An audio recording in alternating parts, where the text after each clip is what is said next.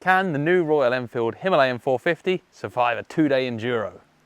Only one way to find out. I've always been a big fan of the Royal Enfield Himalayan. It's been just a good, basic, tough bike that you can take way outside its comfort zone and it still keeps coming back for more. A while back, Neil and I took the old Royal Enfield Himalayan down some stupid trails, through a river, through extreme terrain, and it just surprised both of us with how much it kept coming back for more. Didn't feel like you could kill the thing. It smashed into rocks, it broke things off, it bounced off things, but it just kept plodding on. I've ridden them with airboxes full of water, and they just seem to keep on chugging. With the announcement of the new 450, I felt it was only right that I should do exactly the same with the new one. We've finally got our hands on one that we are free to abuse and use as we see fit. So I've entered into my local 2-day rally to give it 2 full days of abuse around gnarly Welsh terrain. What's more, I've not opted for the easy option. I've gone straight in for the expert class to give me 3 laps of fast time schedule, hard off-road racing. I'm going to do minimal preparation to the bike. I'm going to get out there, send it, and see how it survives. This is going to be epic.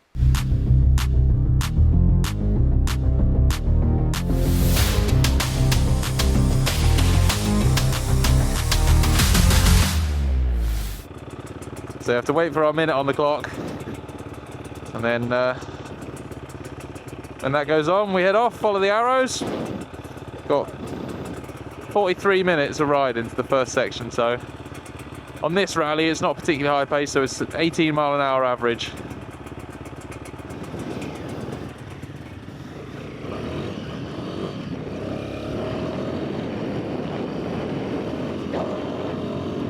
And what I'm riding at the moment is a pretty stock Himi.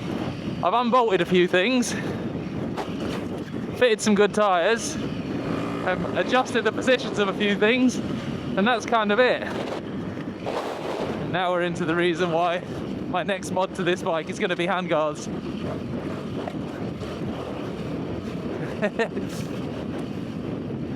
Aside from being whacked in the back by all these prickly bushes in the back of the hand, I don't like the idea of them tugging at my front brake lever.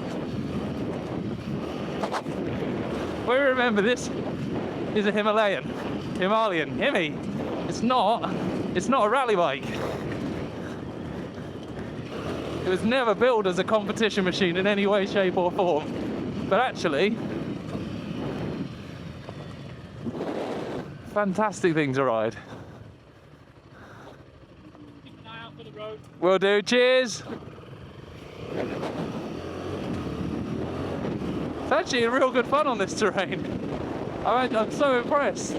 With the plan to put the new Himi 450 through a bit more abuse, kind of tied in nicely with the fact that earlier this year I rode a British Championship Enduro on Kawasaki's KX 450. That was an awesome event.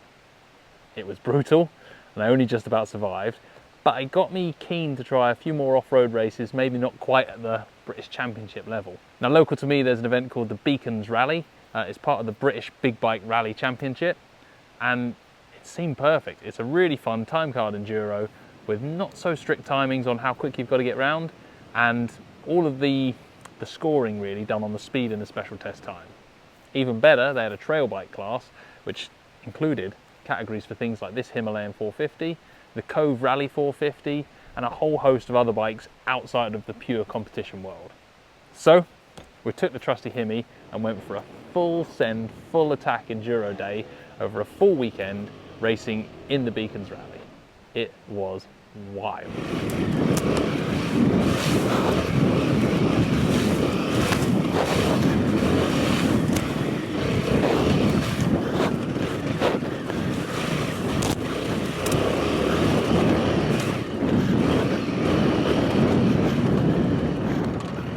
The first lap of the rally each day was done as effectively a sighting lap.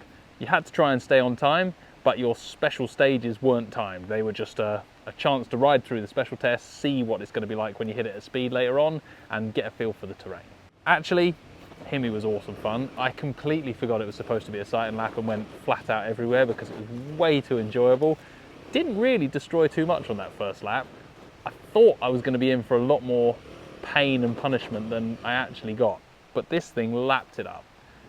I broke a side stand spring when I was basically hopping through some big holes in the woods really fast and it just pinged the tip of the spring off. That's not uncommon in adventure bikes. I've done it on GS's, KTM's, Hondas, Triumphs, and now Hemi, so it's ticked, it fits in with the adventure bike crowd. So quick repair, lashed it back together with some straps from the bag, got the side stand packed back on, and off we went. But for the rest of the lap, I was really surprised. I managed to get this thing round everything I threw at it. The only handicap I struggled with was the low and wide foot pegs. They make it nice and comfy on the road and easy to control on a lot of technical stuff. But when you're trying to go fast in deep ruts, I kept tagging the foot pegs. At low speed, it wasn't a problem. At high speed, it was terrifying. It fired me off into the bushes. Again, is that a fair criticism of a bike that's designed to be a everyman adventure bike? Probably not. It's definitely not what this bike was designed for. And it's kind of a testament to the rest of the Hemi chassis that you end up riding it in a manner that highlights these faults that probably weren't even on the radar of the people designing it. First lap done, stayed on time, survived, time for laps 2 and 3. Now this time, each time we got to a special test, it was going to be timed. Into another test then, again timed this lap.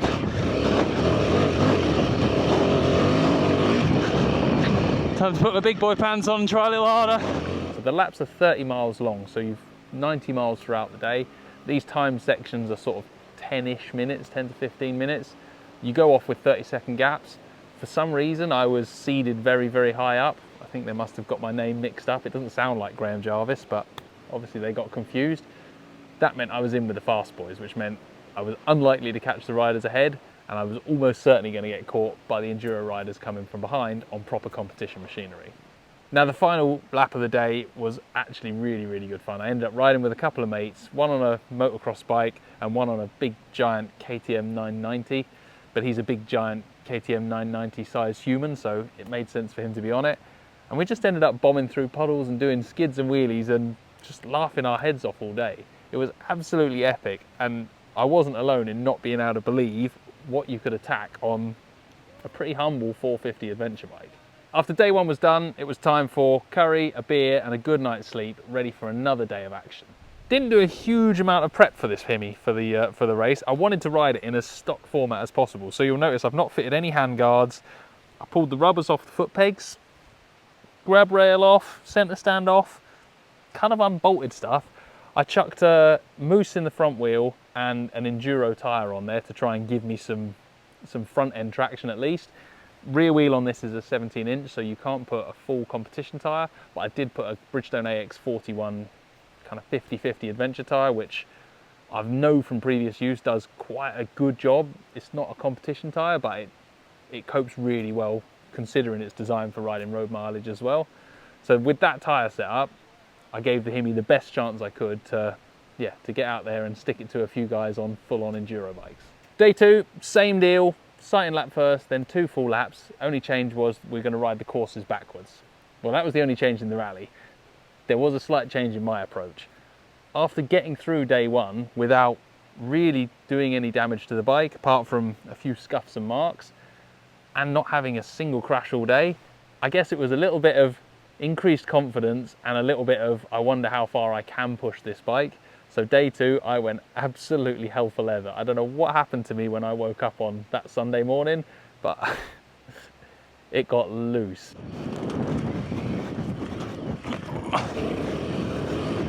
Oh, I'm gonna feel that later. I'll take my legs right off to get through that rut. I went full send through all the special tests. I had 2 massive crashes. I nearly chopped my own fingers off by getting them trapped under a clutch lever on some rocks. I ended up taking a big old ding in the front wheel, scuffing the front of the bike. It all got a little bit out of hand on day 2, but did post some pretty impressive times and ended up something like 35th overall in a field mixed with enduro bikes, some trail bikes, lots of things like Yamaha T7s, the Cove 450 rallies. This thing really, really held its own. To be in the top 40 against a lot of competition bikes and with only, I think, 1 or 2 Tenerés ahead of me, hell yeah. Hemi 450 has got some competition fun in it. And what I loved the most is at the end of the day, could quite happily ride the bike back home again. It wasn't missing a beat, it didn't give it any problems.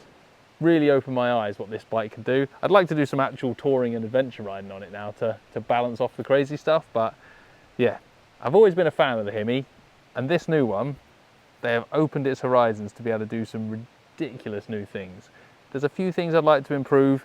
The low wide foot pegs are the kind of biggest handicap for that sort of riding, but honestly, for the price this bike is and for what it can do as well as the racing, I'm into it. It is wicked. Riding this rally was definitely a different experience to doing the British Championship Enduro. I loved the challenge, I loved the terrain of the British Championship, and seeing the quick boys at it was, yeah, unbelievable. But this Beacons rally is a much more clubman style event. There's a few more rallies like this around the country over the year, and it was a very social thing. I rode with two of my real good mates. In the paddock there was a group of about 15 of us that all knew each other, and we all kind of hung out together in the evenings and between laps. My wife rode it as well. She rode it on a little KLX 140, which we're going to feature in another video on Bike World. It was just a fun social day out riding bikes in the woods, and you can approach it in whatever way you want. There were plenty of people there enjoying a ride round and having a little bit of a push, as well as idiots like myself and my mates Ben and Tony going full send as hard as they could through the special tests. It was a properly good competitive event, but with a real fun side to it, and that's what motorsport should be all about.